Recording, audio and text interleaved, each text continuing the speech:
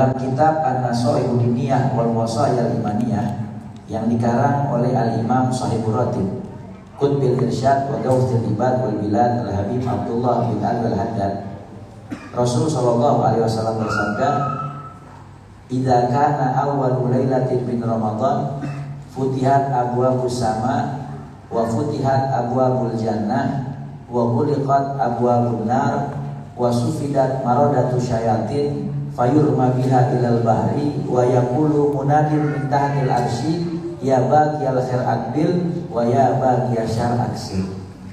Di dalam hadis ini Nabi katakan, ketika datang malam pertama daripada bulan suci Ramadan, maka Allah Subhanahu wa taala perintahkan malaikatnya untuk membuka lebar-lebar semua pintu langitnya Allah.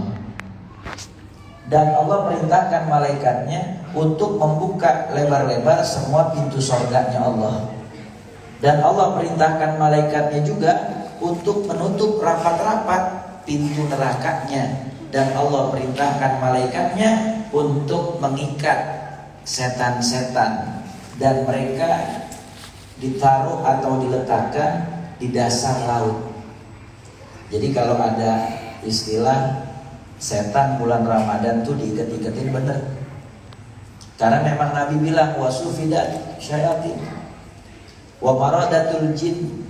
Sesungguhnya ketika malam pertama Ramadan tuh setan-setan udah diikat-ikatin. Dan kata Rasulullah fayurmi biha ilal bahri, dilemparin ke dasar lautan. Jadi kalau seandainya di bulan Ramadan ada orang yang masih meninggalkan puasa dan melakukan kemaksiatan, padahal setan udah diikat-ikatin, maka itu ada campur tangan setan golongan manusia. Kenapa demikian? Karena biasanya setan-setan itu di akhir-akhir daripada bulan Sya'ban, mereka itu merekrut manusia-manusia yang disesatkan oleh setan untuk meneruskan ganti shift. Di saat setan pada pulang mudik, jadi di bulan Ramadan yang bakal nerusin tuh bisikan-bisikan setan adalah setan golongan manusia. Kita sering dengar ayatnya, alladzina yuwaswisu fi sudurin nas minal jinnati wan nas. Jadi kita dianjurkan sama Allah Subhanahu wa taala untuk minta perlindungan kepada Allah daripada setan khannas. Setan khannas ini setan yang suka godain manusia, bikin was-was ketika di kamar mandi. Biasanya di kamar mandi suka berlama-lama, ya bengong, main HP. Itu biasanya digodain sama setan khannas. Dan juga ada sebagian ulama mengatakan ada setan yang godain manusia di kamar mandi, namanya walhan. Siapa? Walhan. Jadi ada ulama yang mengatakan walhan, ada ulama yang mengatakan khannas, tapi ada ulama yang mengatakan juga kalau walhan itu yang godain di kamar mandi, tapi khannas yang godain di saat manusia sedang berwudu. Biar wudunya was-was. Kan ada tuh orang yang kalau wudu was-was ya, kalau belum basah lepek bajunya belum kelar wudunya. Teman-temannya sholat udah rakaat terakhir dia masih wudu aja gak kelar-kelar. Ntar lempengan sholat ketika takbir tuh lama takbirnya, Allah, yang sebelah, waduh ribet juga nih orang. Ya. Itu was-was tuh penyakit was-was yang godainnya setan khannas. Allah ngajurin kita buat minta perlindungan kepada Allah daripada godaan setan khannas. Dan di dalam ayat yang sering kita baca dikatakan alladzi yuwaswisu fi sudurin nas minal jinnati wan nas. Kata ulama, setan itu ada dari golongan jin, ada dari golongan manusia. Nah, biasanya setan golongan manusia itu yang didoktrin dan disesatin sama setan untuk godain orang biar masih maksiat. Biasanya di bulan Ramadan banyak orang lagi puasa tengah hari tiba-tiba disamperin, diajakin makan. Yuk makan yuk, saya traktir. Giliran di luar bulan Ramadan boro-boro traktir makan. Lagi makan nawarin aja kagak. Tapi giliran di bulan Ramadan dia jadi sesat karena sudah didoktrin sama setan. Dia jadi setan golongan manusia. Dia ganti sip 2. Ya, sip 1-nya kan lagi pada mudik.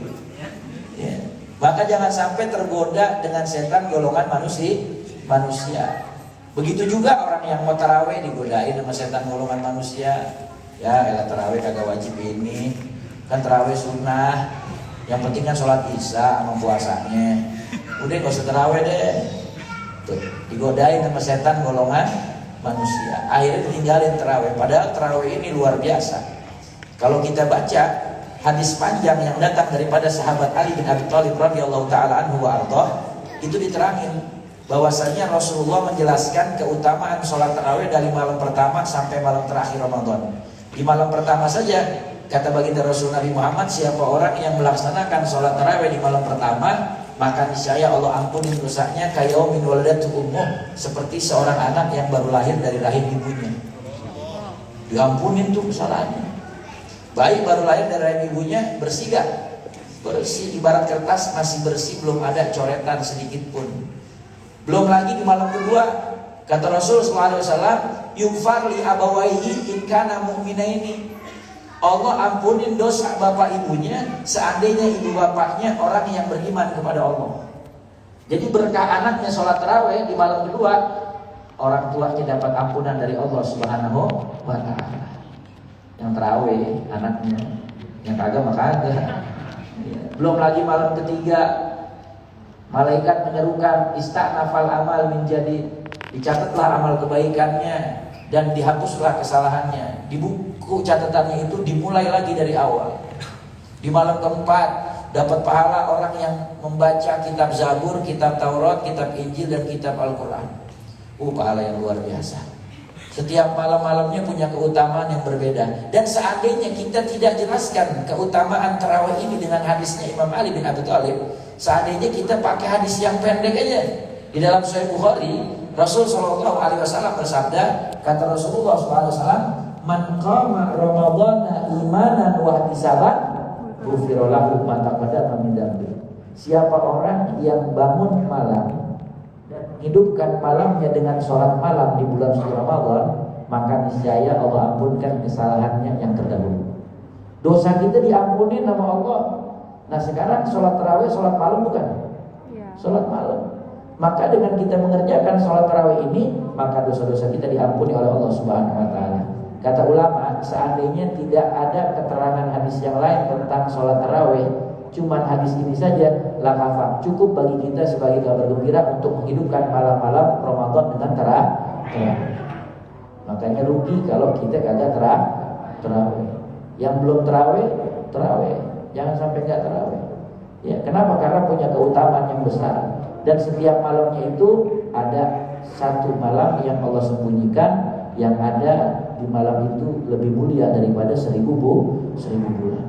Malam Lailatul Qadar. Sekalipun di dalam hadis Nabi terangkan bahwasanya malam Lailatul Qadar itu di 10 hari terakhir daripada bulan suci Ramadan, di malam-malam ganjil seperti malam 21, malam 23, malam 25, malam 27, malam 29. Akan tetapi ulama sepakat tidak menutup kemungkinan untuk adanya malam Lailatul Qadar itu dari mulai malam pertama Ramadan sampai malam terakhir. Kenapa? Karena Allah sembunyikan di setiap malamnya agar kita terus semangat untuk beribadah di bulan suci Ramadan. Jadi di malam pertama Ramadan itu udah punya kemuliaan yang luar biasa. Bahkan kata malaikat itu Allah perintahkan di malam pertama Ramadan saja untuk menyerukan kepada umat Islam, ya bagiyal khair akbil wa ya bagiyal syar aksir. Siapa di antara kalian yang ingin memanen pahala sebanyak-banyaknya, maka sambutlah bulan Ramadan. Karena bulan Ramadan tempat kita panen pahala. Saya teringat perkataan guru saya, Murabi Arwahana Al-Musnid Al-Hafidh Sayyidil Habib Umar bin Muhammad bin Salim bin Hafidh bin Syekh Abu Bakar bin Salim hafidhahullah ta'ala wa ra'ah, amin ya rabbal alamin. Kata beliau, bulan Rajab itu adalah bulan kita untuk menanam. Bulan Sya'ban adalah bulan kita untuk menyirami tanaman. Dan di bulan Ramadan kita tinggal panen dari apa yang kita tanam. Jadi rugi kalau kita baru memulai nanam di bulan Ramadan. Harusnya Ramadan udah tinggal panen rahmat, panen ampunan, panen pembebasan api neraka, panen pahala, panen ridho. Itu semua udah mesti kita panen di bulan Ramadan. Dan kita mulai gasnya itu dari bulan Rajab. Bulan Sya'ban makin semangat lagi. Ramadan udah enak jalannya. Tapi kalau Ramadan baru mau mulai, akhirnya malas-malesan. Yang mau khatamin Quran malas-malesan, yang mau sholat malam malas-malesan. Kenapa? Karena nggak dari jauh-jauh startnya. Coba saya mau tanya, ini malam keberapa nih Ramadan? Malam ke-6 ya. Malam ke-6 udah berapa kali hatam Al-Quran? Ada yang sudah hatam 1 kali, 2 kali, 3 kali hatam tadarus? Gimana nih anak-anak mas kan yang setiap harinya mau Quran? Mesti banyak hatamin Quran di bulan Ramadan, karena bulan Ramadan bulannya Al-Quran. Diterangkan di dalam kitab Fawaidul Mukhtarah yang dikarang oleh Al-Habib Zain bin Ibrahim bin Zain bin Smith hafizahullah ta'ala wa ra'ah, amin ya rabbal alamin. Beliau menjelaskan bahwasanya sahabat baginda Rasul Nabi Muhammad SAW, Amirul Mukminin Sayyidina Utsman ibnu Affan radhiyallahu taala anhuma, beliau itu kalau datang bulan suci Ramadan, beliau itu menghatamkan Al-Quran di dalam 1 rakaat sholat malamnya lebih dari 1 kali hatam. Dikatakan birokaatin khatmatan katsiran. Di dalam 1 rakaat di bulan suci Ramadan, di dalam sholat malamnya, Sayyidina Utsman itu menghatamkan Quran katsiran, banyak. Kalau banyak berarti lebih dari 3 1 rakaat.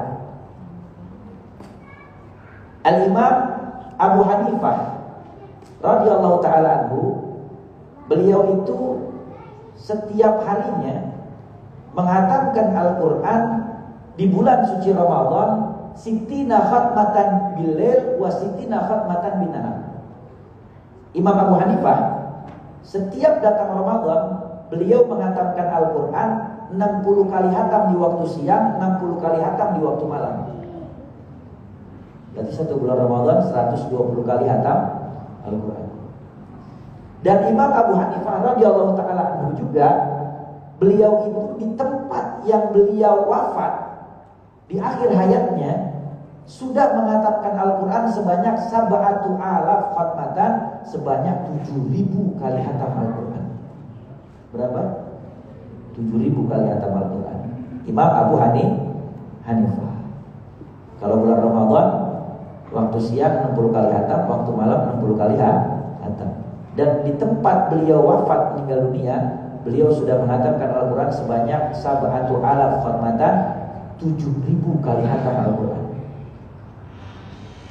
Cucu baginda Rasul Nabi Muhammad SAW, Sayyidatuna Nafisah radhiyallahu taala anha wa ardhaha, beliau itu dimakamkan di Mesir.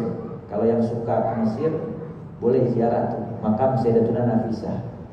Ya, di sana ada makam Sayyidatuna Nafisah, ada makam juga Sayyidatuna Ruqayyah, ya, cucu-cucunya baginda Rasul Nabi Muhammad dari Imam Hasan dan Husain. Itu Sayyidatuna Nafisah, di akhir hayatnya beliau sudah menghatamkan Al-Quran sebanyak 60.000 kali hatam Al-Quran. Berapa? 60.000 kali hatam Al-Quran. Ada satu orang wali Allah Subhanahu wa taala dari kalangan habaib, sama masih cucu baginda Rasul Nabi Muhammad. Beliau adalah Al-Habib Muhammad Al-Mudhar Bondowoso. Beliau bilang, kalau Sayyidatuna Nafisah, seorang perempuan semasa hidupnya menghatamkan Al-Quran sebanyak 70.000 kali hatam, 60.000 kali hatam, maka saya sebagai seorang laki-laki tidak boleh kalah. Dan ternyata di dalam manaqibnya beliau sebelum wafat sudah menghatamkan Al-Quran sebanyak 70.000 kali hatam Al-Quran. Kita berapa kali hatam dalam hidup kita? Kita ketemu Ramadan, baca Quran, ngataminnya juga kadang terpaksa, karena ngarepin dapat hadiah, karena ngarepin sesuatu. Niatin kita berlomba-lomba di bulan suci Ramadan ini untuk banyak menghatamkan Al-Quran. Apalagi santri. Dulu ketika kami belajar di Darul Mustafa di Hadramut di Tarim, itu santri minimal Ramadan paling sedikit 3 kali hatam. Satu Ramadan paling sedikit 3 kali hatam. Itu bacaannya sendiri-sendiri. Kalau di dalam tarawihnya, santri Darul Mustafa itu setiap tarawih itu bacaannya 20 rakaat tarawih itu 2 juz Al-Quran berjamaah. Dan witirnya nanti sebelum sahur dipisah tuh. Witirnya nanti sebelum sahur 11 rakaat itu bacaannya 1 juz Al-Quran. Jadi di bulan suci Ramadan menghatamkan Al-Quran di dalam tarawih 2 kali hatam di tarawih dan 1 kali hatam di witir. Jadi 3 kali hatam di tarawihnya aja. Dan pada saat itu kita ngatamin tuh 3 kali hatam Al-Quran. Kita pikir kita udah banyak aja. Waktu kita tanya sama teman berapa kali hatam, ada yang 8, ada yang 12. Ya Allah, kita dikit banget. Ya. Makanya ambil kesempatan buat baca Al-Quran, apalagi di bulan suci Ramadan. Saya di sela-sela kesibukan banyak kegiatan dakwah dan mengajar, itu sering ambil kesempatan. Ya, di sela-sela waktu murojaah kitab, itu saya sempetin untuk apa? Pegang Quran. Walaupun 1 surat kita baca, ya, walaupun 1 juz kita baca, ya, sempetin. Kenapa? Jangan sampai kita nggak hatam nih Quran di bulan Ramadan, rugi. Makanya di bulan Ramadan bulan kita buat panen pahala. Kenapa Nabi katakan panen pahala? Karena sumia Ramadan li'annahu yulbitul dzunub. Dinamakan bulan suci Ramadan karena bulan untuk membakar dosa-dosa dan kesalahan kita. Jadi umatnya Nabi Muhammad tuh enak. Ada penghapusan dosa tiap hari. Ada penghapusan dosa ya seminggu sekali. Ada penghapusan dosa setiap setahun sekali ketemu Ramadan, ya enak luar biasa. Yang setiap harinya apa? Sholat 5 waktu. Kata baginda Rasul Nabi Muhammad SAW, as-salatu ila sholat, wal jumu'atu ila jum'ah, wa Ramadan ila Ramadan, mukaffaratun lima bainahun, idza jtunibatil kabair. Antara sholat yang satu dengan sholat yang berikutnya penghapusan dosa. Antara Jumat yang satu dengan Jumat berikutnya penghapusan dosa. Antara Ramadan yang satu dengan Ramadan yang berikutnya penghapusan dosa. Dengan catatan selama tidak mengerjakan dosa besar. Maka kita udah enak banget. Kita sholat subuh, habis itu kita sholat zuhur. Ketika masuk waktu zuhur, maka dosa kita diampunin antara subuh ke zuhur. Nanti kita masuk waktu asar, sholat asar. Itu dosa-dosa kecil kita dari mulai zuhur sampai asar dihapus lagi sama Allah. Begitu terus. Yang sholat, yang sholat yang pegang kagak.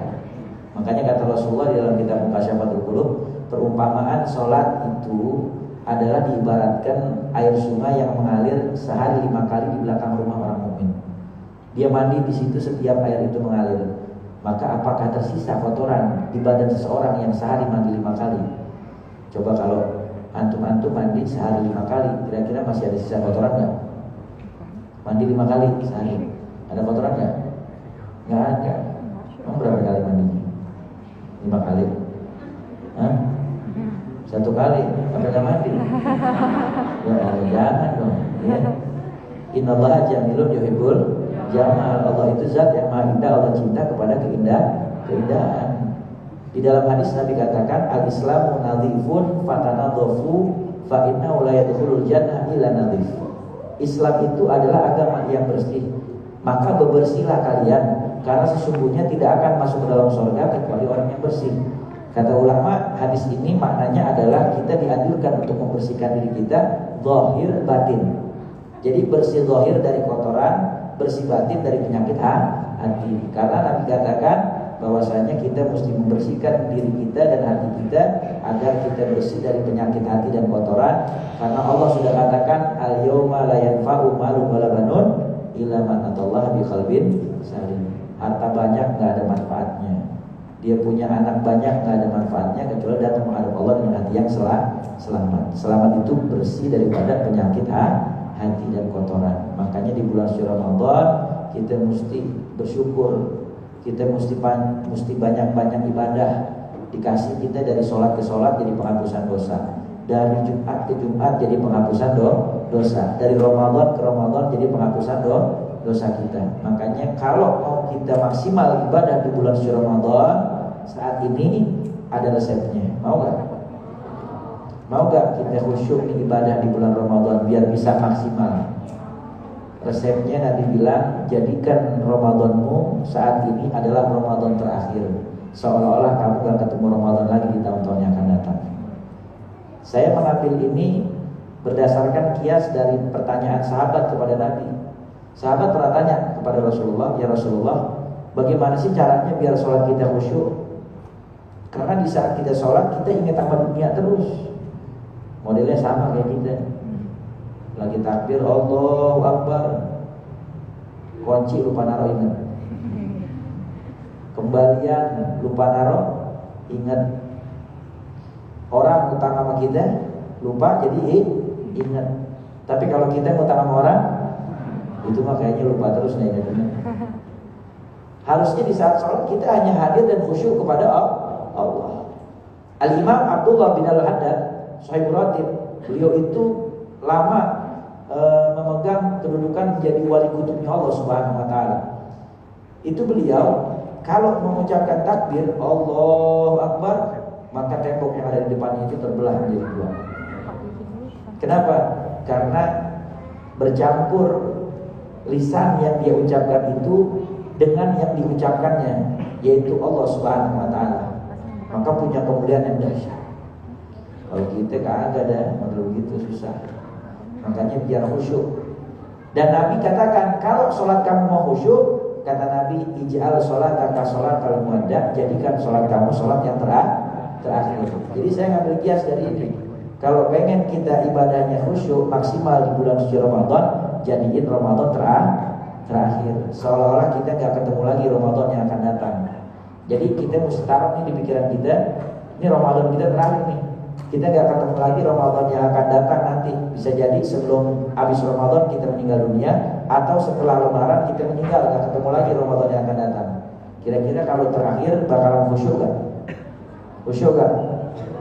Misalnya kita hari terakhir nih di Maskan Rufat, habis itu besok lulus, mesti pulang kampung halaman dakwah. Kira-kira tuh malam terakhir bakalan tidur apa bakalan begadang teman-teman? Begadang, minta maafnya, minta redonya, ya, yang punya utang utangnya dibayar, ya, teman punya makanan ngabisin makanannya dulu, kan besok udah gak ketemu lagi. Ya, kalau perlu ada yang diwaris-warisin kan begitu. Ya, anak santri kan gue juga nyantri, jadi gue tahu. Ya. Kalau ada orang yang mau pulang-pulangan biasanya ditungguin depan pintu. Ya, mau pulang ya, jangan lupa sama saya ya, doain ya. Padahal maksudnya ada yang diwarisin kan. Kadang-kadang minta warisan, jadi gitu kan ya. Ya Allah. Jadi begitu. Jadiin Ramadan kita Ramadan terakhir. Biar kita berkhusyuk maksimal ibadah di bulan suci Ramadan.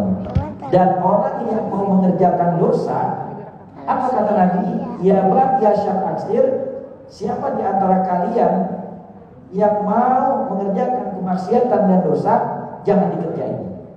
Karena di bulan suci Ramadan bukan cuma amal ibadah yang Allah lipat gandain pahalanya, tetapi perbuatan maksiat dan dosa juga Allah lipat gandain siksanya. Alhamdulillah.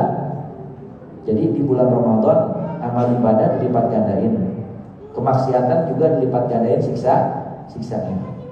Makanya rugi kalau orang yang gak banyak ibadah di bulan suci Ramadan. Karena kata Rasulullah, siapa orang yang beribadah dengan amalan ibadah sunnah di bulan Ramadan, Allah berikan pahala ibadah wajib. Dan siapa orang yang beribadah ibadah wajib di bulan suci Ramadan, maka Allah akan berikan baginya 70 pahala ibadah wajib. Jadi rugi kalau orang yang gak banyak-banyak ibadah di bulan suci Ramadan. Hadirin rahimakumullah, itu di malam pertama Ramadan aja udah begitu kemuliaannya. Belum lagi di setiap malam-malamnya. Nabi katakan awal rahmah wa awsatuhu maghfirah wa akhiru idkum minan nar. Ramadan itu 10 hari pertamanya rahmatnya Allah, pertengahannya adalah ampunannya Allah, dan pertengahan akhirnya 10 hari terakhir adalah pembebasan dari api neraka. Makanya rugi kalau ada di antara kita yang kagak maksimal ibadah di bulan suci Ramadan. Cukup dah kita capeknya, main-mainnya, males-malesannya, sibuk sama dunianya, kemarin-kemarin gak cukup. Ramadan jangan.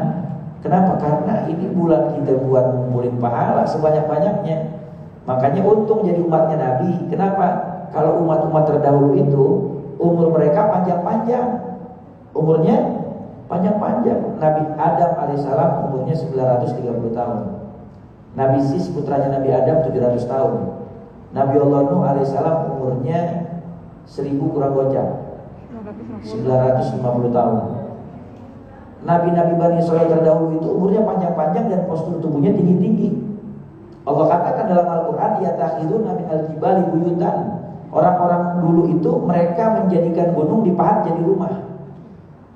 Nabi Adam alaihissalam itu di dalam kitab Mukhtar Ahadits Nabawiyah wal Hikam al-Muhammadiyah yang dikarang oleh Sayyid Ahmad al-Hashimi, diterangkan di dalam hadis Nabi bahwasanya Nabi Adam alaihissalam itu punya ukuran tinggi badannya hampir 30 meter dan lebar badannya kurang lebih sekitar 3 meteran. Bayangin, tinggi 30 meteran, lebar badan 3-4 meter. Orang dulu tinggi-tinggi. Kalau orang sekarang umatnya Nabi, akmaru baina sittin wa sab'in, umurnya antara 60 sampai 70. Sedikit yang sampai 60, kadang-kadang 25 encok mati. 35 asam urat mati. 45 stroke mati. Postur tubuhnya juga tingginya ke samping. Ya. Tingginya ke samping, ya. Tapi jangan berkecil hati. Walaupun umatnya Rasulullah gak punya umur panjang seperti orang-orang terdahulu, tapi dikasih bulan Ramadan. Karena ada satu malam yang lebih mulia daripada 1000 bulan. Siapa yang ibadah dan mendapatkan malam Lailatul Qadar, maka dia mendapatkan pahala seperti orang yang beribadah 80 tahun lebih. Siapa di antara kita yang sanggup ibadah 80 tahun? Boro-boro 80 tahun. Umur kita aja belum tentu sampai segitu. Tapi kalau kita maksimal ibadah setiap malam di bulan suci Ramadan, bisa jadi kita termasuk orang yang dapat malam Lailatul Qadar. Apalagi duduknya santriawan, santriawati ini di majelis ilmu, ini juga punya keutamaan yang besar. Di dalam kitab Fawaidul Mukhtar yang dikarang oleh Al-Habib Zain bin Ibrahim bin Zain bin Smith, berkata Al-Imam Sayyid Alwi bin Syahab radhiyallahu taala anhu, beliau ini ulama besar di Hadramaut. Di dalam kitab Majmu' Kalamnya, beliau mengatakan bahwasanya man hadar majlis al-ilm fi Ramadan aqallahu bi kulli qadamin ibadatu sana. Siapa orang yang hadir majlis ilmu di bulan suci Ramadan, maka setiap langkah kakinya itu diganjar pahala sama Allah Subhanahu wa taala ibadah setahun. Coba bayangin. Kalau saya cuma timbang dari Pondok Gede doang, Bekasi. Ini kan di sini ada yang jauh-jauh ya. Dari mana? Seluruh Indonesia. Seluruh Indonesia. Berapa langkah kaki ketika sampai kemari? Banyak. Ya walaupun ada yang naik kereta, ada yang naik bis kan begitu. Tapi kan itu kan perjalanan jauh. Ya, orang nyantri duduk di pondok pesantren, maka punya kemuliaan besar, pahalanya banyak. Ya. Makanya biar pada semangat belajar. Jangan malas belajar walaupun di bulan suci Ramadan, walaupun lagi puasa. Karena orang puasa itu semua gerak-geriknya diganjar pahala sama Allah Subhanahu wa taala. Ya, selama dilakukan untuk kebaikan. Karena kata Rasulullah, naumu shaim ibadah wa sumtuhu tasbih. Orang yang puasa itu tidurnya aja diganjar pahala ibadah. Tapi bukan berarti orang puasa tidurnya ibadah, akhirnya selama Ramadan dari mulai habis subuh sampai maghrib tidur mulu. Lah jangan, sholatnya bagaimana? Malah ada orang yang mentang-mentang tidurnya orang puasa itu ibadah, dia tidur dari habis subuh bangun-bangun Idul Fitri. Hari terakhir puasa, bangunnya besok. Ya, jangan, ya rugi. Tidurnya diganjar pahala ibadah. Lalu kemudian diamnya saja orang yang berpuasa itu diamnya ente nggak ngapa-ngapain, diam doang nih, diam. Diganjar pahala tas. Wa amaluhu mudha'af, amal ibadahnya dilipat gandain pahalanya. Wa taubatuhu maqbulah, taubatnya diterima Allah. Wa dzambuhu maghfur, dan dosa-dosanya diampuni nama Allah Subhanahu wa taala. Itu enaknya orang yang beribadah di bulan Ramadan. Makanya saya pesan kepada santriawan-santriawati, ya, bersyukur ketika kita Allah dudukkan di majelis ilmu, dikaruniakan bisa punya guru, belajar kepada guru, ngaji yang benar. Ini kesempatan, ya, biar kita jadi orang-orang yang manfaat dunia akhirat. Al-Imam Ahmad bin Hanbal radhiyallahu taala anhu, beliau ditanya, "Wahai Ahmad bin Hanbal, seandainya engkau itu dimatikan oleh Allah Subhanahu wa taala lalu engkau dihidupkan kembali ke dunia ini, apa yang akan kau minta kepada Allah Subhanahu wa taala?" Apa jawabnya? Saya pengen jadi orang yang manfaat. buat orang banyak. Segitunya Imam Ahmad bin Hanbal udah manfaat banget hidupnya. Tapi ketika dibangkitkan masih kepengen memberi manfaat. Makanya kata Nabi, khairun nas anfa'uhum linnas, sebaik-baik manusia yang bermanfaat buat orang lain. Apapun ya, kita memberi manfaat kepada yang lain. Hadirin rahimakumullah. Di dalam hadis baginda Rasul Nabi Muhammad SAW, beliau menjelaskan bahwasanya bukan cuman orang yang beribadah di bulan suci Ramadan saja yang Allah berikan karunia, tetapi juga ada orang-orang yang mereka dirinduin sama surganya Allah Subhanahu wa taala.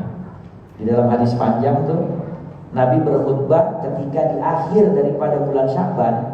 Nabi berkhutbah menyampaikan akan datang kepada kalian bulan yang agung, bulan yang penuh keberkahan, bulan yang mulia, bulan yang di dalamnya banyak rahmat dan ampunannya Allah dan pembebasan api neraka, dan surga juga rindu kepada mereka. Kata Rasulullah SAW, al-jannatu mushtaqatun ila arba'ati nafarin. Makanya di dalam hadis Nabi katakan, lau ta'lamu ummati ma fi Ramadan latamannau an takuna sanah kulluha Ramadan. Seandainya umat saya tahu apa saja sih keutamaan yang ada di bulan suci Ramadan, maka niscaya mereka akan berharap kepada Allah 1 tahun penuh itu isinya Ramadan semua. Jadi nggak ada bulan lain. Pengennya Ramadan semua. Ya. Kalau mereka tahu, kenapa? Karena di bulan Ramadan amal ibadah dilipat gandakan. Dia punya dosa diampunin, tobat diterima, doa mustajab, dan dia punya surga, surganya Allah rindu kepada mereka. Makanya apa sih yang bikin surga rindu? Kata Nabi ada 4 perkara. Yang pertama talil Quran, orang yang rajin baca Al-Quran. Kita rajin nggak baca Al-Quran? Rajin ya? Rajin nggak? Insya Allah setoran.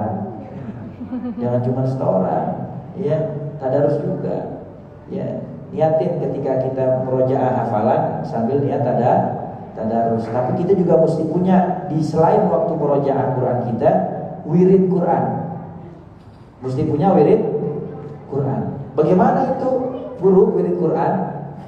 Al-Imam Suhaibur-Ratib Qutbil Irsyad wa Ghawthil Ibad wal Bilad Al-Habib Abdullah bin Al-Haddad di dalam kitabnya An-Nasaih Udiniyah wal Wasail Limaniyah, beliau mengingatkan kita itu jangan cuma punya wirid dari zikir dan sholawat saja, tapi juga jadikan kita mesti punya wirid dari Quran. Bagaimana maksudnya wirid dari Quran? Bacaan Quran yang kita baca secara rutin dari awal sampai akhir kita tandain. Kalau kata orang tua dulu, baca Qurannya dihancarin, tahu dihancarin nggak? Kasih tanda, ya. Misalnya kita baca sekarang nih 3 lembar, tandain. Ntar ketika habis sholat baca lagi, sambungin terusin. Ya, itu namanya wirid dari Quran. Tapi katanya Imam Haddad, kalau yang dinamakan wirid itu adalah amaliyah yang dilakukan berturut-turut dengan tertib waktu yang rutin. Itu namanya wirid.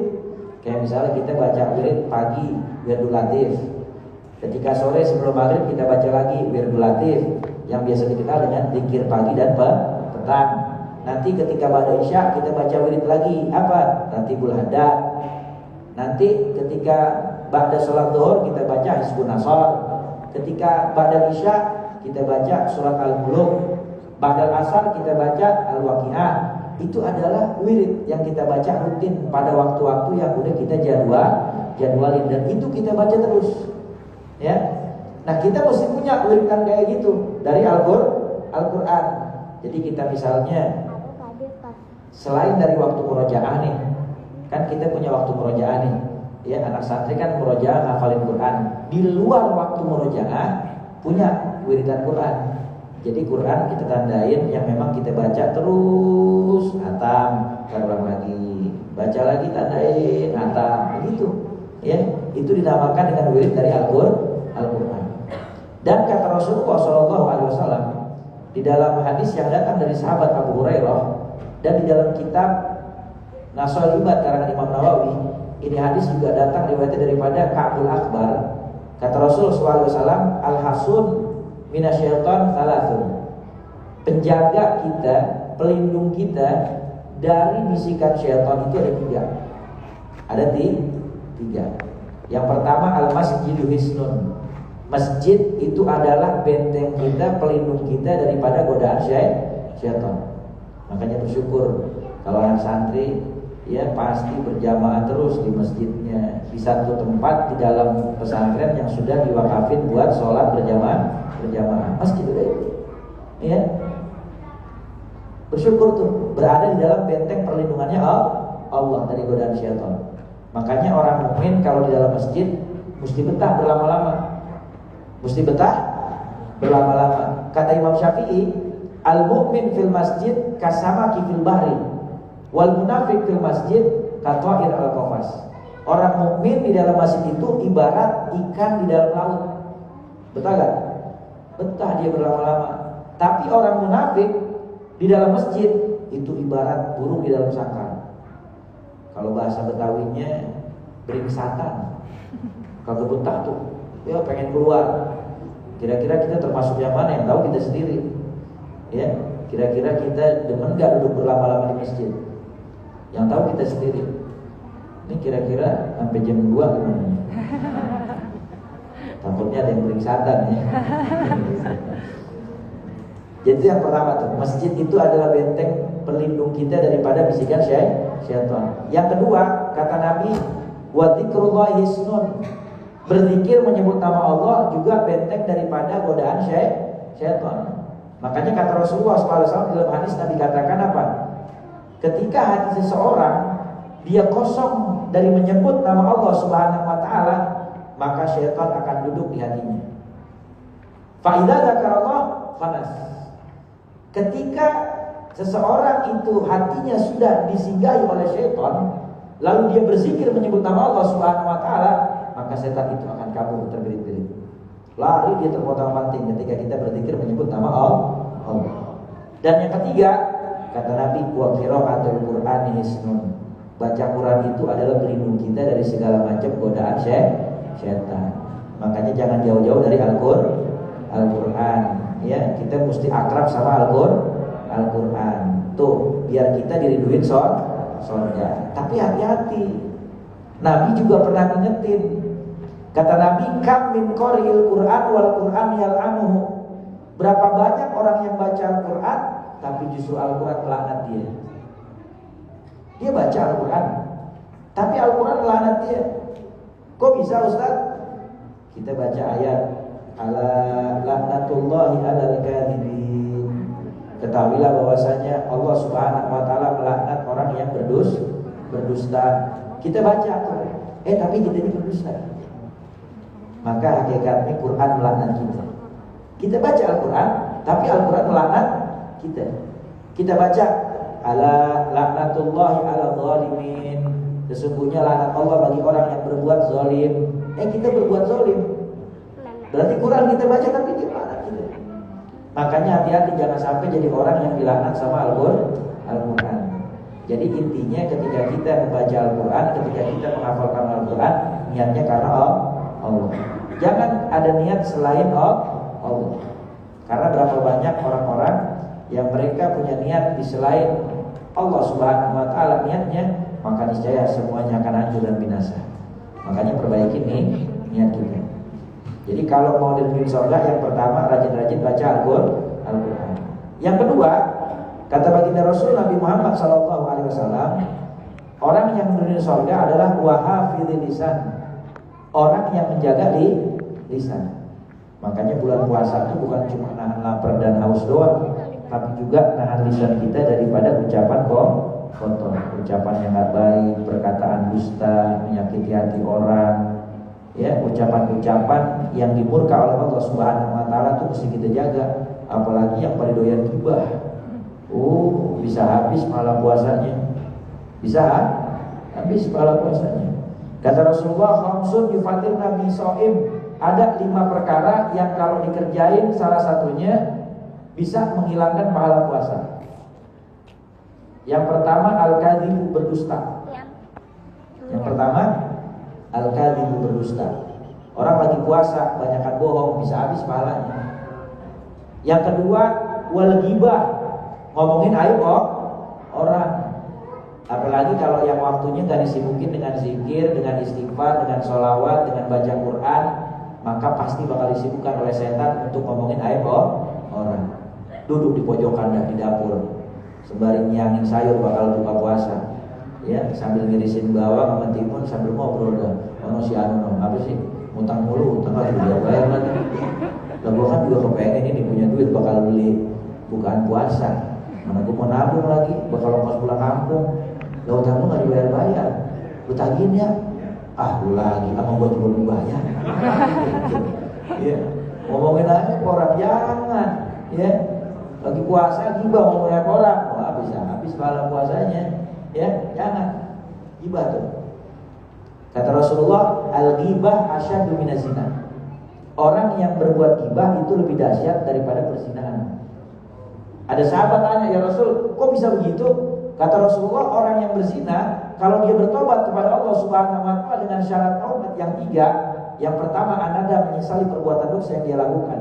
Yang kedua al-iqla' an-dzambi, meninggalkan dosa itu untuk selama-lamanya. Yang ketiga al-azmu an la yauda, dia berjanji untuk tidak kembali kepada dosa yang dia lakukan walaupun hanya sebentar saja, maka Allah akan terima taubatnya, Allah ampunin dosanya. Tapi orang yang gibah, kata Nabi, sekalipun dia sudah kerjakan nih 3 syarat taubatan nasuha ini, kalau dia belum dapat ridho dan maaf dari orang yang bicarain aibnya, belum dapat ampunannya Allah.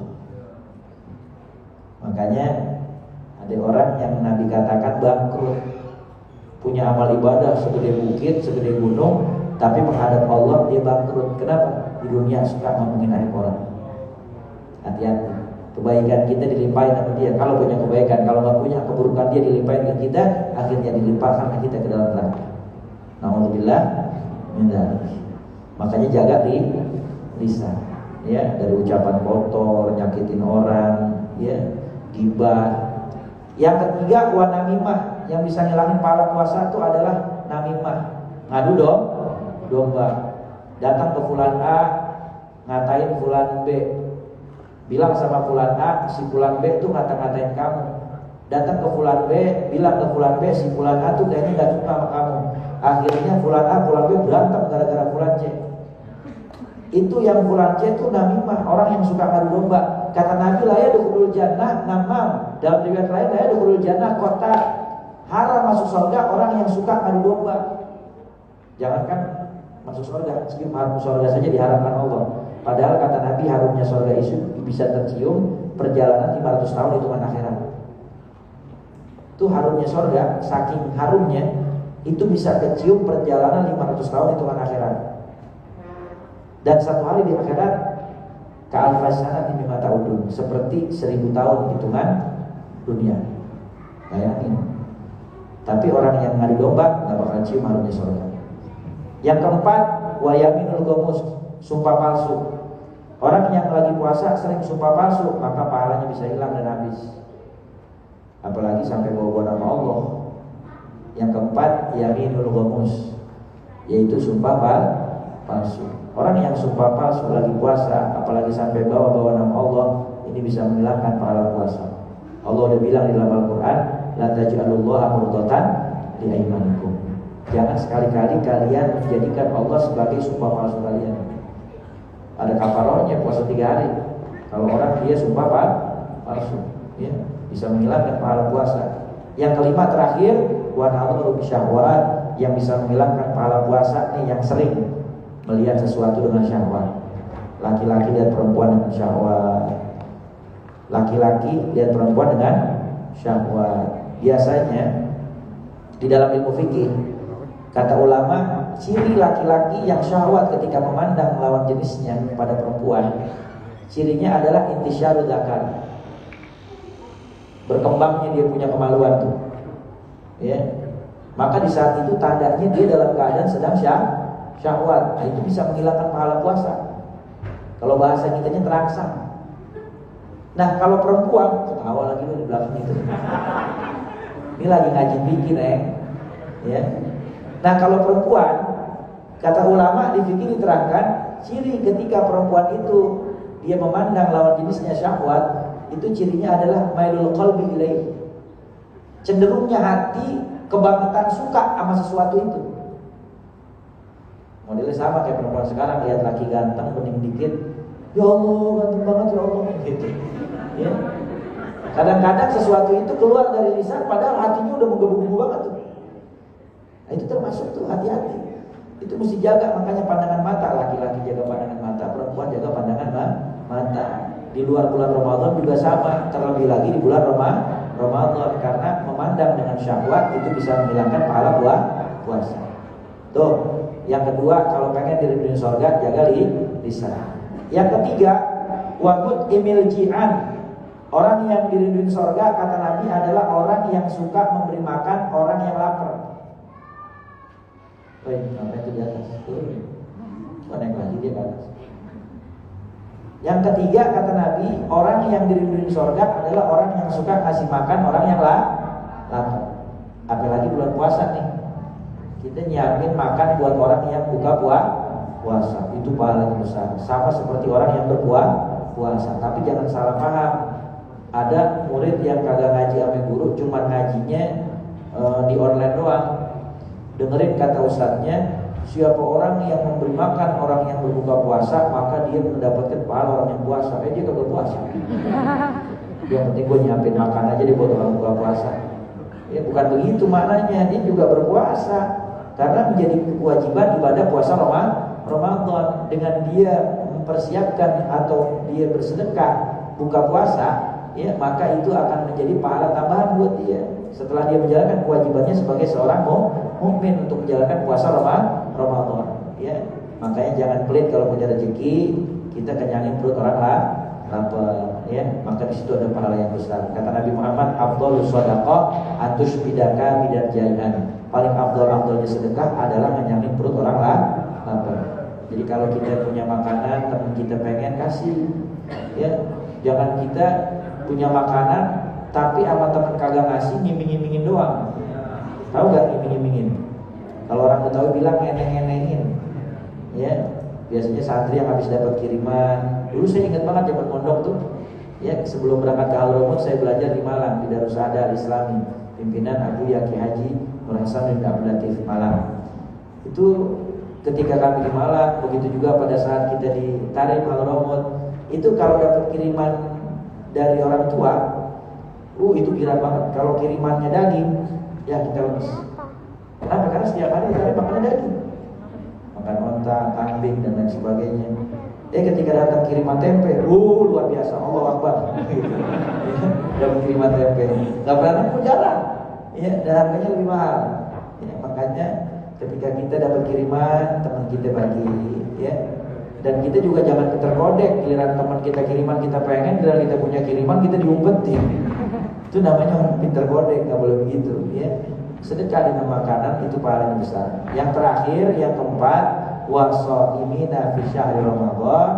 Orang yang diridhoi surga adalah orang yang puasa di bulan suci Ramadan. Makanya kita manfaatkan sebaik-baiknya puasa Ramadan ini sebagai madrasah, sekolah bagi kita untuk kita meraih pahala, rahmat, ampunan, pembebasan api neraka, dan juga untuk meraih surganya Allah Subhanahu wa taala. Mudah-mudahan kita termasuk orang-orang yang Allah berikan karunia dan kemuliaan untuk bisa beribadah semaksimal mungkin di bulan suci Ramadan. Amin ya rabbal alamin. Wallahu a'lam bishawab. Kalau ada yang mau bertanya dari santriawan, santriawati boleh, ya, kami persilakan. Fadhil.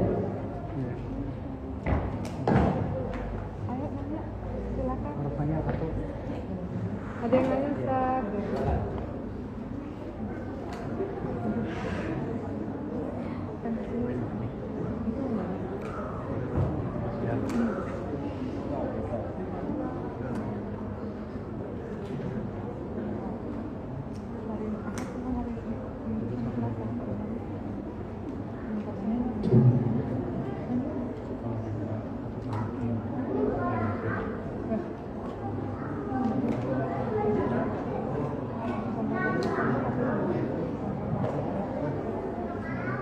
Bismillah. Assalamualaikum warahmatullahi wabarakatuh. Perkenalkan, nama saya Muhammad Isra. Izin bertanya Ustaz, mohon maaf kalau mungkin saya juga bertanya. Ya, asal dari Bone, Sulawesi Selatan. Ya, tadi disampaikan oleh Ustaz bahwa Al-Quran salah satu yang menjadi orang itu dibilang, dan itu adalah karena salah satu sebab karena Al-Quran. Iya, dan sangat masyhur di bagi kita kalangan santri suatu ayat yang kita sering dengar bahwa la taqrabuz zina, jangan kau mendekati zina. Dan kita tahu bahwa jangan kau mendekati zina. Zina ini bukan hanya persoalan zina secara fisik, tapi bisa jadi zina secara mata, ya, zina secara hati dan pendengaran. Dan kita tahu, tapi terkadang kita melakukan itu, Ustaz. Jadi bagaimana kita termasuk orang yang dilaknat dari Al-Quran itu atau seperti itu? Terima kasih. Assalamualaikum warahmatullahi wabarakatuh. Waalaikumsalam warahmatullahi wabarakatuh. Ini pertanyaan luar biasa, ya.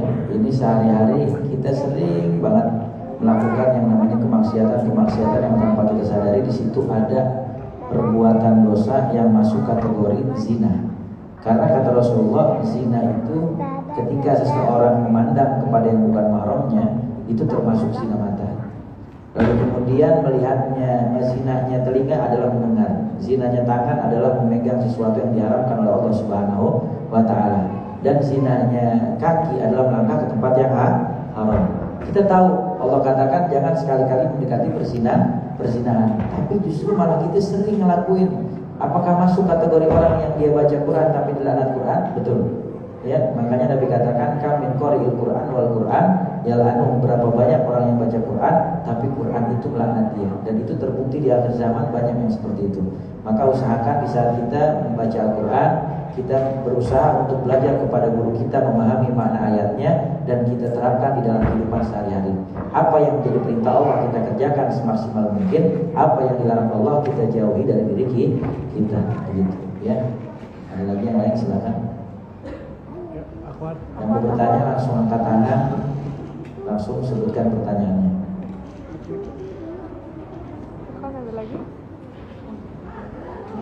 Kata ulama, as-su'al nisful fahmi. Kata ulama, as-su'al nisful fahmi. Pertanyaan itu adalah setengah dari kepahaman. Oh, iya.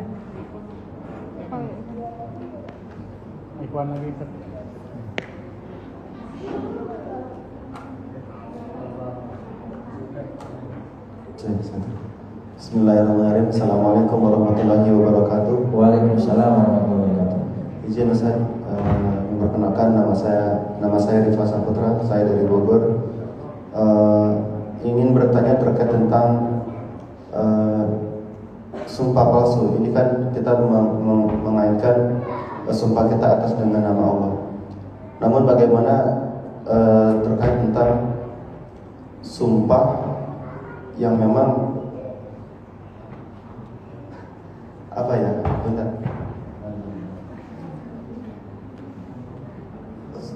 Sumpah karena Allah untuk melindungi kehormatan seseorang atau melindungi seseorang dari kejahatan dari seseorang. Terima kasih Ustaz. Ya. Pertanyaannya, ketika seorang bersumpah dengan nama Allah Subhanahu wa Ta'ala untuk kebaikan, maka selama apa yang dia sumpahkan itu adalah sesuatu yang hak, maka boleh, jadi masalah. Ya, karena memang kita diperbolehkan. Tetapi kalau sesuatu yang disumpahkan itu adalah sesuatu yang batil, maka tidak diperbolehkan. Dan ini termasuk menjadikan Allah sebagai bahan mainan untuk sumpah kita dengan menyebut nama Allah Subhanahu wa Ta'ala. Makanya upayakan jangan bersumpah dengan nama Allah kalau memang tidak sangat dibutuhkan banget. Ya, jangan. Ini orang kita kan kebanyakan jadi lalapan, dikit-dikit demi Allah. Demi Allah. Padahal tujuannya apa? Biar orang cuma percaya sama kebohongannya. Ya, naudzubillah min dzalik. Makanya katakanlah jangan demi Allah, tapi katakan ya bahwasanya di saat kita memberikan keyakinan kepada seseorang, ya kita katakan bahwasanya insyaallah apa yang saya ucapkan ini saya sudah berusaha untuk jujur dengan ucapan saya. Jadi nggak harus bawa nama Allah Subhanahu wa Ta'ala untuk sumpah. Orang yang dia selalu berkata jujur, insya Allah orang akan percaya sama dia. Cuman yang jadi masalah kan kalau yang ngomongnya ini orang yang sering dusta, akhirnya orang nggak percaya. Di saat dia jujur pun, benar pun orang nggak percaya. Makanya Nabi katakan di dalam hadisnya, kata Rasulullah SAW, beliau katakan bahwasanya siapa orang yang dia kebiasaannya berkata jujur, maka orang bakal jam dia siddiqon, orang yang jujur. Sekalipun dia satu saat dia berbohong, orang tetap nyangka ini jujur, padahal dia bohong. Karena seringnya memang orangnya jujur. Tapi kata Nabi, ada orang yang dia sering berdusta, maka sekalipun satu saat dia berkata jujur, orang udah cap dia sebagai pendusta. Ya, begitu. Maka biasakan jujur, ya. Wallahu a'lam bishawab. Ada pertanyaan lagi dari akhwat? Enggak ada. Di dalam tema boleh, di luar tema juga boleh bebas. Ya.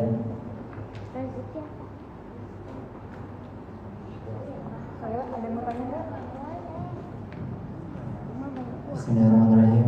Ustaz ingin bertanya. Silakan. Perkenalkan, nama saya Robi Azhar dari Bengkulu. Izin bertanya di luar tema ya Ustaz, nggak apa-apa Ustaz? Boleh, yang penting jangan hanya di luar, maskan aja jauh. Kejadian ini udah 2 kali terjadi waktu saya nyantri dan baru tadi pagi. Kejadiannya ada orang yang mendatangi saya dan bapak-bapak itu lagi gitu. Dia mendatangi saya kemudian bercerita kalau dia itu musafir, tidak pernah butuh uang dan lain sebagainya. Dia cerita bagaimana akhlak anak muda sekarang dan lain sebagainya. Apa yang beliau ceritakan itu ada benarnya, tapi di sisi lain saya merasa ketika itu belum punya cukup banyak yang bisa dibantu dari beliau, sehingga saya hanya terdiam doang mendengarkan apa yang beliau katakan kepada saya. Kemudian akhirnya beliau pergi sambil kemudian saya berkata kepada beliau, hati-hati ya Pak, dan beliau malah mengatakan gak usah negur-negur gitu, karena saya gak memberikan apa-apa kepada beliau. Itu gimana Ustaz? Dan ini udah kejadiannya 2 kali sama bapak-bapak yang sama gitu. Ya. Pertanyaannya kayaknya curhatan ya. Baginda Rasul Nabi Muhammad SAW beliau bersabda di dalam kitab Syarah Tanjul Qaul Al-Hasis karangan Imam Nawawi di dalam bab keutamaan bersedekah. Kata Rasulullah, la tarudda sa'il wa in kana kafirun. Jangan sekali-kali kalian menolak seseorang yang datang meminta-minta kepada kalian, sekalipun yang datang minta-mintanya orang kafir sekalipun, kata Nabi. Katanya Rasulullah, bisa jadi orang yang datang minta-minta sama kamu itu adalah orang yang Allah kirim sebagai penolak bala untukmu di hari itu. Jadi jangan tolak sekalipun kita hanya memberikan segelas air minum. Bahkan ada keluarga Nabi yang ketika datang seorang minta-minta, lalu kemudian dia meminta sedekah dan tidak ada apapun yang bisa diberikan, maka pemilik rumah ini berkata, adakah pakaianmu yang bolong? Serahkan kepada kami dan kami akan tambalkan sebagai bentuk sedekah kami kepada kalian. Tuh sampai segitunya. Kenapa? Karena bisa jadi itu Allah kirim buat menolak bala buat kita di hari itu. Makanya kalau kita bukan orang yang rajin sedekah, di saat kita ketemu sama yang model begitu, mestinya sedekah. Bisa jadi Allah ingetin kita sebelum terjadi hal-hal yang kita gak inginkan. Kenapa? Karena as-shadaqah tanfa'ul bala, sedekah itu mencegah bala, sedekah itu mencegah musibah, sedekah itu bisa menolong kita daripada kehancuran. Mungkin yang harusnya hari itu kecelakaan, patah tulang, tetap kecelakaan, tapi cuma besot-besot doang. Ya, karena sedekah tadi yang Allah kirim, ya. Nah, terlepas orang itu dia datang ke kita minta-minta, padahal kita nggak yakin nih orang benar butuh apa enggak. Kadang kan suka ada yang bertanya gitu kan, Ustaz gimana nih kalau ada orang yang datang minta-minta tapi kayaknya orangnya sehat, cuman aja kayaknya dilemes-lemesin, terus didekil-dekilin. Biasanya nih ada yang organisir nih, ada yang ngumpulin orangnya nanti setoran. Terlepas dari itu semua, mau dia jujur mau dia bohong, apa yang kita sedekahkan di jalan Allah Subhanahu wa taala itu akan nampak nanti di sisi Allah. Wa ma tuqaddimu li anfusikum min khairin tajidhu indallah. Apa saja yang sudah kalian korbankan di jalan Allah Subhanahu wa taala, apapun itu, harta, waktu, tenaga, pikiran, maka itu semua akan kalian temukan di sisi Allah Subhanahu wa taala. Adapun dia yang berdusta, dia yang berbohong, dia yang bertanggung jawab nanti di hadapan Allah Subhanahu wa taala. Tugas kita hanya berbuat baik sama orang, jangan buruk sangka sama orang lain. Nah, mungkin kalau apa yang dihadapi oleh saudara kita tadi, ya itu memang nasib. Didatengin orang yang memang butuh bantuan di saat lagi gak punya apa-apa, yang akhirnya kita cuma bisa ngedoain dia dengan berkata, hati-hati di jalan ya Pak, mudah-mudahan selalu sampai tujuan. Dibilang jangan negor-negor lagi lu, gara-gara kita ngasih uang. Ya gak apa-apa, sabar aja, itu ujian. Ya, ujian dari Allah. Emang lagi puasa kan banyak ujiannya, betul gak? Iya, ujian kesabaran, begitu ya.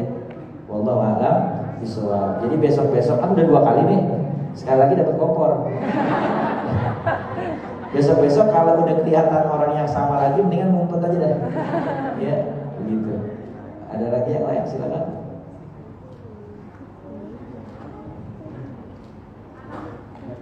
Tuh ada yang nanya di belakang tuh. Silakan. Waalaikumsalam warahmatullahi wabarakatuh.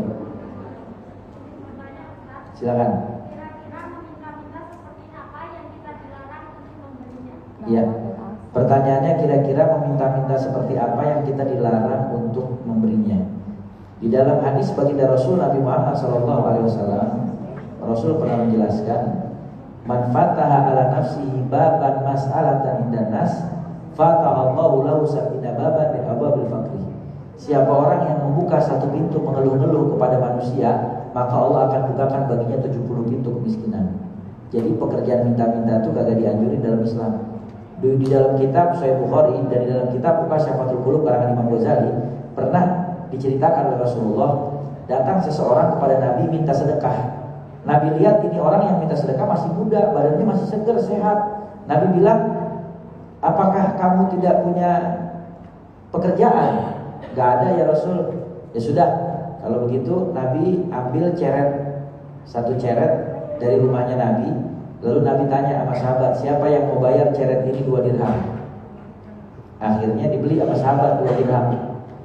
1 dirham sama Nabi dikasih sama tuh anak muda, nih bawa pulang, kasih makan keluarga kamu yang belum makan.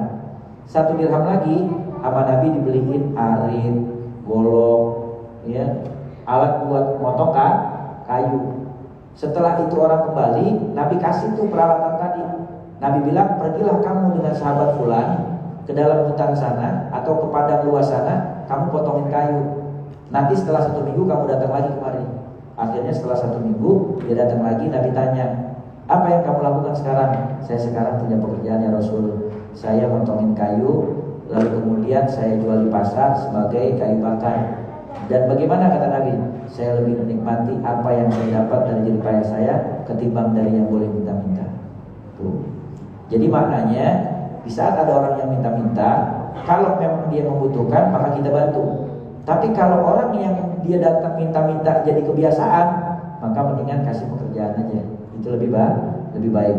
Dan yang nggak boleh kita beri di saat orang datang minta-minta untuk hal-hal yang maksiat atau hal-hal yang negatif, maka haram kita untuk memberinya. Kenapa? Karena man'ana ala maksiatin walau bisyatri kalimatin kana syarikat lahu fiha. Kata Nabi, siapa orang yang membantu dalam urusan kemaksiatan walaupun cuma 1 kalimat, maka dia termasuk kongsi melakukan perbuatan dosa itu. Misal ada orang datang nanya, di mana sih yang jual alkohol atau khamr? Di sana. Cuma ngomong di sana doang tuh. Dia akhirnya mabok, akhirnya kita kebagian dosanya juga. Na'udzubillah min dzalik. Maka nggak boleh kita memberi kepada orang yang kita tahu itu akan disalahgunakan untuk hal-hal yang negatif atau kemaksiatan. Wallahu a'lam bishawab. Ya. Cukup. Ada pertanyaan lagi silakan. Saya malam ini free, mau sampai jam 1 dulu. Ini keluar pagi jam 8, belum balik lagi nih. Masya Allah. Kegiatan nyambung terus. Silakan. Waalaikumsalam warahmatullahi wabarakatuh. Nama dan asal. Terakhir ya, terakhir. Nama dan asal, nomor sepatu jangan. Kalau itu bilangnya masih hoki.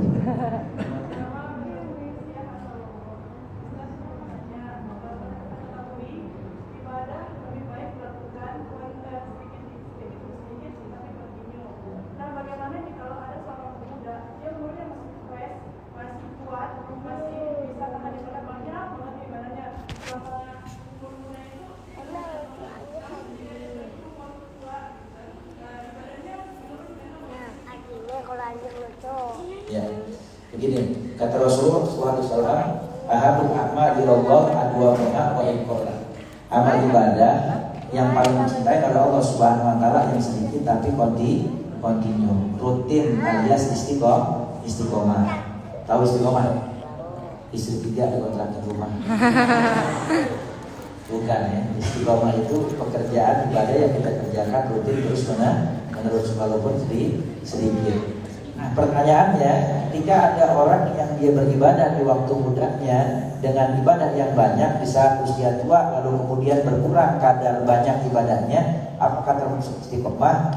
Itu termasuk kategori istiqomah. Kenapa? Karena istiqomah itu adalah melakukan ibadah secara rutin, walaupun jumlah bilangannya berubah. Bisa jadi disebabkan karena memang ada udzur, seperti dia memiliki fisik yang sudah mulai melemah. Maka selama hal itu ibadah yang dia lakukan dari masa muda sampai tua terus dikerjakan, maka masih tetap masuk kategori istiqomah. Jadi sebenarnya hijrah itu gampang. Hijrah itu gampang. Gampang banget orang kalau mau hijrah. Yang susahnya istiqomah. Ya, bertahan di dalam kebaikan itu yang susah. Orang mau datang ke pengajian, mulainya gampang banget. Tapi untuk bisa istiqomah di pengajian itu yang susah. Paham ya? Orang mau mulai sholat tahajud gampang, tapi buat ngejaga istiqomah biar tahajud terus itu yang susah. Jadi kalau ada yang bilang hijrah itu susah, ya kalau menurut saya hijrah mudah. Yang susahnya istiqomah. Karena istiqomah itu berat, yang ringan istirahat. Ada lagi yang lain silakan. Udah cukup? Udah mulai? Udah nanti. Cukup ya. Insyaallah manfaat di dunia wal akhirah. Mari kita sempurnakan majelis kita dengan berdoa. Kita mohon kepada Allah Subhanahu wa taala, mudah-mudahan semua yang kita dapati bisa kita pahami dan kita amalkan dalam kehidupan sehari-hari. Amin ya rabbal alamin. Sambutan ataupun sepatah kata dari pimpinan pesantren Maskanul Mufaz, yakni Umma Dr. Ogi Setina Dewi. Dengan ini kami persilakan.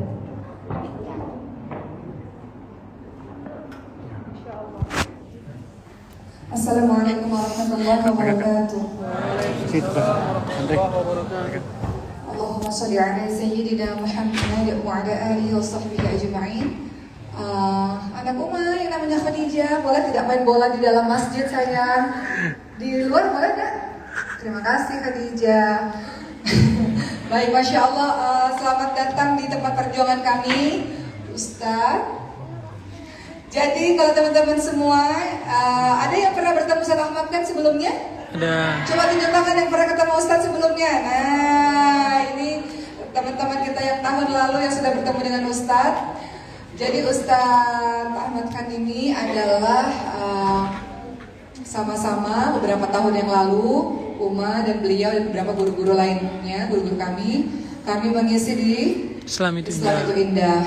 Dan Masya Allah, ukhuwah Islamnya ini terus berjalan. Terima kasih Ustadz telah berkenan jauh loh dari Bekasi menuju ke Bintoro, dari ujung ke ujung, semata-mata karena rasa cinta terhadap Maskanul Mufaz. Boleh dijawab nggak? Boleh Ustadz. Silakan. Bekasi Bintaro nggak jauh. Jauh Ustadz dari ujung ke ujung. Dekat. Oh dekat. Jangankan di Bintaro, kalau di Sulawesi juga didatengin. Masya Allah.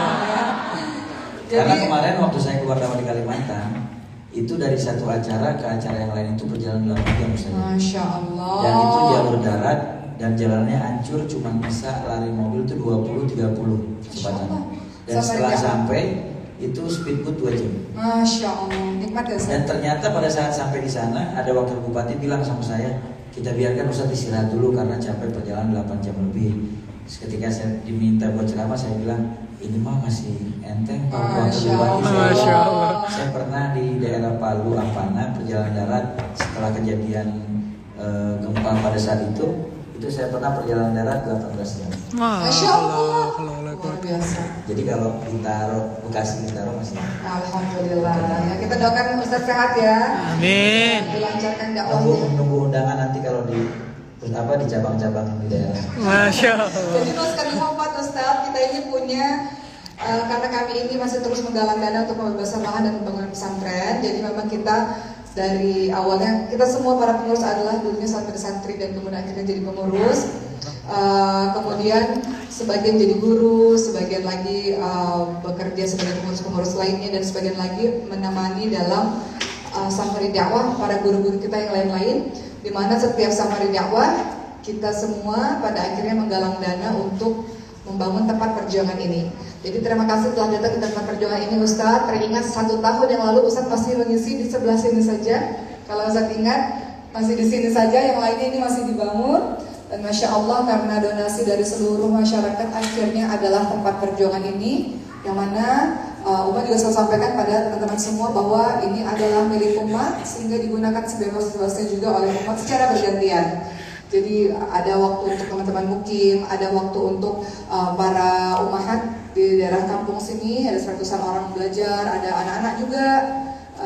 Kemudian ada dakwah yang remaja laki-laki sedang kita perjuangkan sama Abi David mana ya? Tadi lihat, nah ini Abi David. Nah, beliau ini lagi berjuang untuk dakwah para remaja laki-laki di sini. Karena dulu sebelum kami datang tempat ini tempat anak-anak laki-laki narkoba dan sebagainya. Jadi masih terus berjuang. Sehingga kami begitu bahagia Ustadz bisa datang kemari. Kemarin sudah ada Ustadz Maulana datang Ustadz, kemudian Umi Lulung, Ustadz ada Ustadz Kasif ya insya Allah. Kemudian kemarin ada Ustadz dari Sulaiman, ada Kang Rashid. Alhamdulillah semuanya bersama-sama dalam barisan dakwah di Masjid Al-Fadil. Terima kasih Ustadz telah datang. Mudah-mudahan tahun depan lagi kalau Ustadz berkenan datang lagi, mudah-mudahan ada gedung baru lagi Ustadz. Amin. Mohon doanya supaya kami semua bisa istiqamah di jalan dakwah.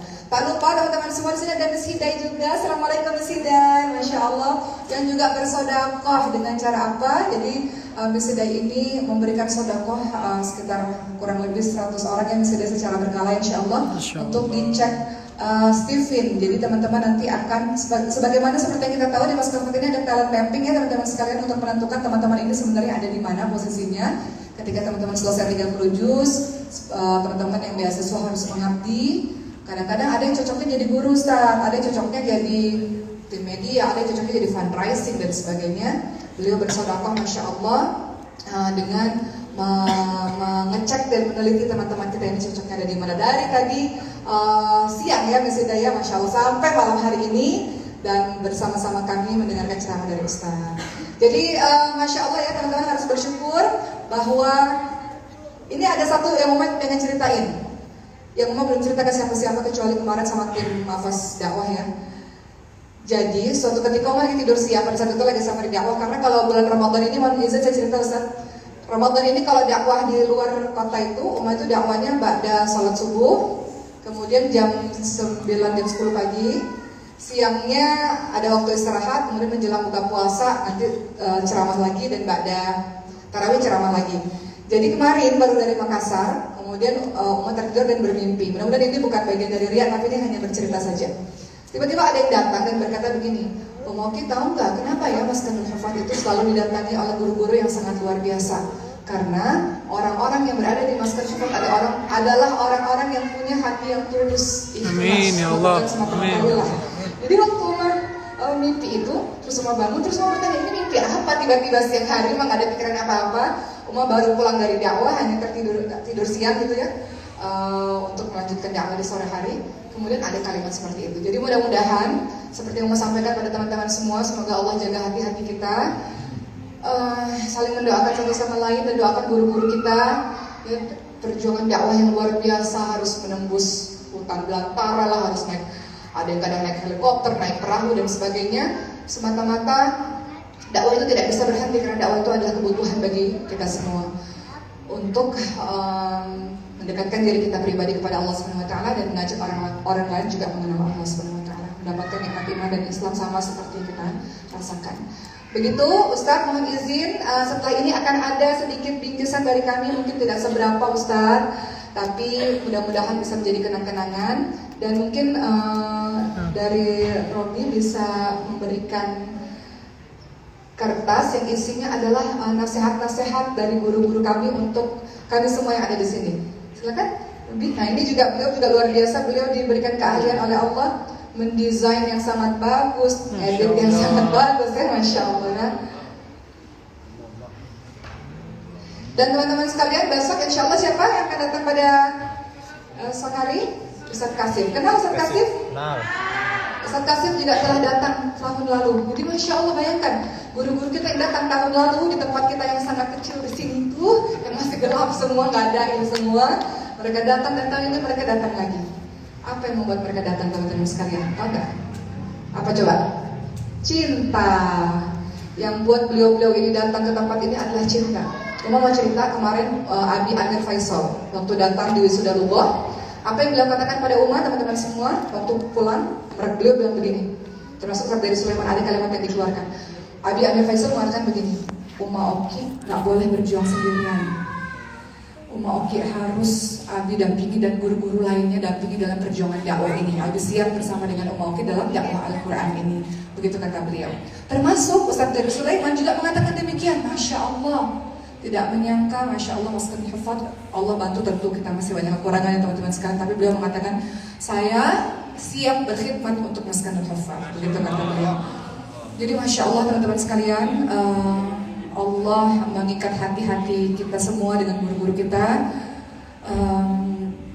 Mudah-mudahan teman-teman senantiasa dibersihkan hatinya oleh Allah dan doakan orang-orang yang telah berbuat baik dengan ilmu diberikan kepada kita nasidah ya, dengan Masya Allah mengecek seluruh teman-teman pengurus, doakan juga guru-guru kita lainnya, teman-teman kita lainnya, doakan mereka telah berbuat baik kepada kita semua sehingga kita bisa tenang beribadah di sini, kita bisa belajar Al-Quran dengan baik di sini. Begitu ya teman-teman sekalian ya. Mungkin setelah Ustadz Ahmad kan menyelesaikan tulisannya, kita akan tutup ya. Tapi sebelumnya kita akan foto terlebih dahulu. Dan sekedar informasi, nanti hari Ahad insya Allah teman-teman Ikhwan Cimanggis seluruhnya akan mulai berada di Maskan Hufad Pusat. Kenapa mereka mengatakan iri nih, teman-teman cabang nih, iri sama teman-teman pusat. Kita cuma bisa lihatnya lewat Zoom, kita bisa lewatnya lewat YouTube, bisa lewatnya lewat live, nggak bisa ketemu para tokoh-tokoh yang sangat luar biasa. Jadi teman-teman cabang, Masya Allah, punya rasa iri dengan teman-teman semua, yang artinya teman-teman harus bersyukur karena teman-teman didatangi oleh guru-guru yang banyak ya, Alhamdulillah. Jadi hari Ahad nanti insya Allah kita akan datang kemari, dan untuk yang akhwat, yang ikhwan akan datang hari Ahad nanti insya Allah, yang akhwat akan datang di tanggal 16, 17, 18 sampai seterusnya. Sampai seterusnya akan ada di pusat. Banyak loh yang pengen ada di pusat teman-teman sekalian, jadi bersyukur dan telah berbagi. Ketika teman-teman akhwat datang dari berbagai macam cabang, tolong berbagi ya. Pasti akan lebih ramai di kamar. Tapi mudah-mudahan keramaian itu membuat teman-teman Kosong ya bertemu dengan teman-teman lain. Tidurnya di mana? Hah? Tidurnya di mana? Oh, yang ikhwan tidurnya di mana? Di mana ya? Kita nggak punya gedung ikhwan, di mana dong? Kita lagi berjuang membebaskan tanah untuk ikhwan. Di mana ya? Kenapa nggak di Saung? Di mana mereka ditempatkan ya? Gak mungkin di Saung kan teman-teman sekalian. Ya gitulah. Itu yang menjadi Rumah guru. Rumah guru. Iya, di rumah guru insya Allah. Dan disiapkan sama Manda dan timnya untuk menyambut teman-teman kita yang dari cabang insya Allah. Ada lagi? Ini sambil menunggu nih, menunggu Ustadz Ahmad ini mengulur-ulur waktu. Apalagi ya informasi ya teman-teman sekalian. Teman-teman sudah tahu ya, sudah cerita belum teman-teman kita Ustazah Silvi dan Ustadz Belum. Aziz? Berbagi dong. Baru balik dari Turki, kita cuma ngeliat saljunya doang ya. Ngeliat video saljunya doang gitu. Belum dapat cerita-cerita. Mana seorang waktu supaya bisa mendengarkan cerita-cerita ke Turki nanti insya Allah. Insya Allah sekalian nanti Lebaran, mohon maaf Uma tidak bisa mendampingi karena Uma tahu banyak yang tidak pulang Lebaran. Tidak seperti tahun lalu Uma bisa dampingi teman-teman semua yang tidak pulang. Uma harus pergi ke satu tempat dan survei ke Mesir. Insya Allah. Mudah-mudahan doakan semoga Maskan Hufad segera ada di Mesir, karena Uma akan datang ke sana untuk survei tempat-tempat dan lembaga-lembaga yang akan kita kerjasama suatu hari nanti insya Allah. Baik, Ustadz, terima kasih, dan kita mau foto-foto dulu sama Ustadz. Dan setelah ini ingat ya, untuk akhwat kamar harus selalu rapi karena kita akan berkeliling terus dengan guru-guru kita untuk melihat Maskan Hufad ini ya. Sidaknya tiap hari ini ya, jadi harus rapi. Baik Ustadz, ya. Iya, harus nggak kamarnya? Ya, Ustadz mohon izin, nanti kita bersama-sama akan duduk di sini dan kita akan difoto bersama-sama dengan para santri. Silakan Ustadz, Baba. Silakan Baba. 2 kali ya Ustadz, untuk yang ikhwan dan untuk yang akhwat. Ini live YouTube Ustaz, live YouTube.